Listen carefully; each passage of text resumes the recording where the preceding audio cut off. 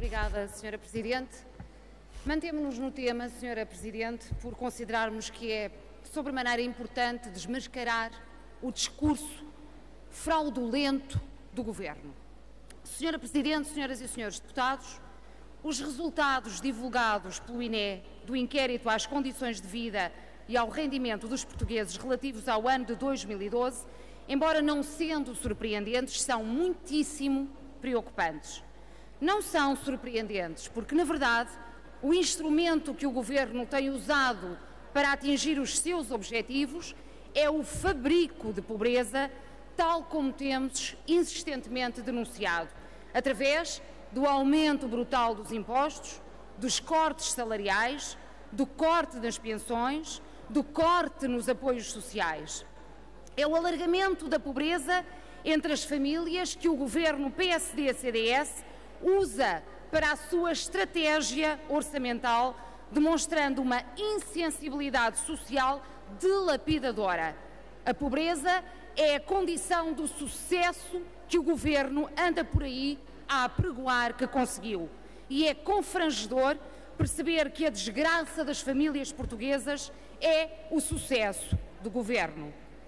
No país que o Sr. Primeiro-Ministro insiste em dizer que está melhor, a bolsa de pobres cresce.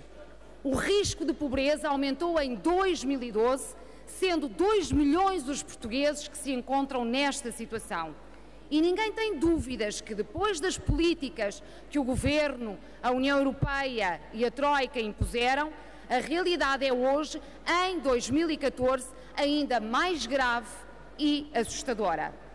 E há um dado que é necessário também ter em conta. Sendo que o risco de pobreza é definido com base num limiar de pobreza relativo, ou seja, através de um indicador variável, é preciso ter a percepção que os dados revelados pelo INE demonstram que o número de pobres aumentou, mesmo quando a linha de pobreza se calculou abaixo dos 409 euros, quando no ano anterior se calcular abaixo dos 416 euros. E mesmo assim aumentou.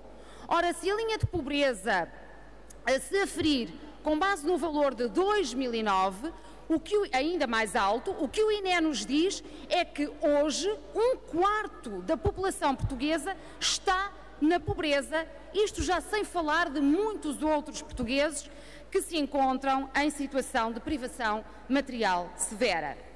Mas, no país que o Governo diz que está melhor, as coisas, senhoras e senhores deputados, passam-se assim. Os desempregados empobrecem e muito. O número de famílias com os 2 membros do casal desempregados aumentou substancialmente. Mais de metade daqueles que procuram, mas não têm emprego, não recebe subsídio de desemprego. E, pelo menos, 40% dos desempregados encontra-se em sério risco de pobreza. Aqueles que trabalham também engrossam o número de pobres em Portugal, porque os rendimentos foram substancialmente reduzidos, porque o Governo quer em Portugal uma economia de baixos salários, porque para o PSD e para o CDS um salário de 600 euros já é um ordenado bom para ser cortado. As prestações sociais têm sido fortemente reduzidas, têm agora um impacto menor no alívio da pobreza, o mesmo é dizer que o seu corte gerou mais pobres. Neste país, que o Governo diz que está melhor, quase 30% da população não tem condições para aquecer a sua casa.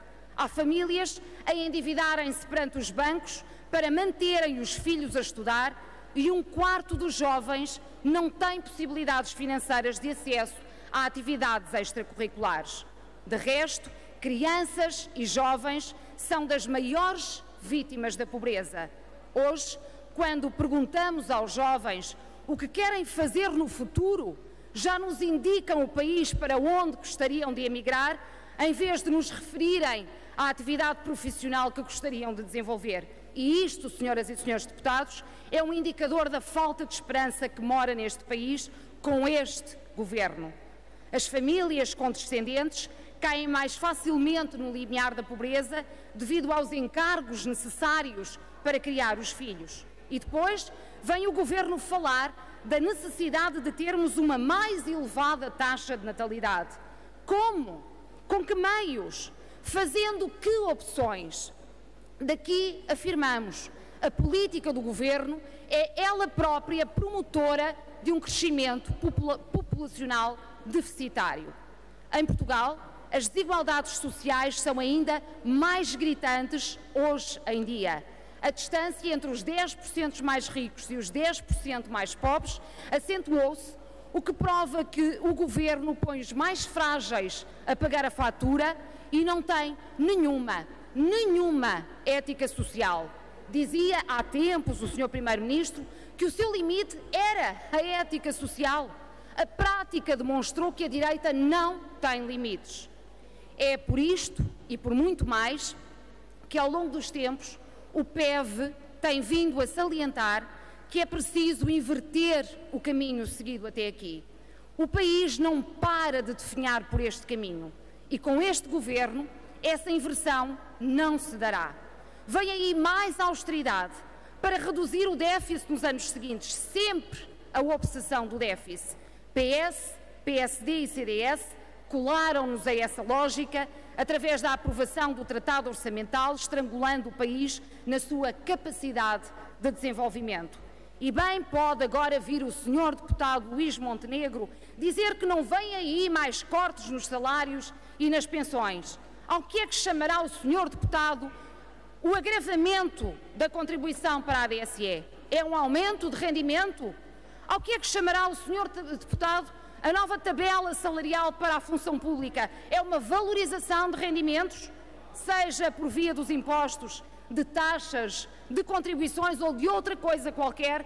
O Governo não parará a saga do emagrecimento dos salários e das pensões, a saga do empobrecimento dos portugueses. É por isso que dizemos, a solução é demitir o Governo. E, senhoras e senhores deputados, nas próximas eleições europeias temos uma oportunidade de ouro para o penalizar dura e devidamente. Disse.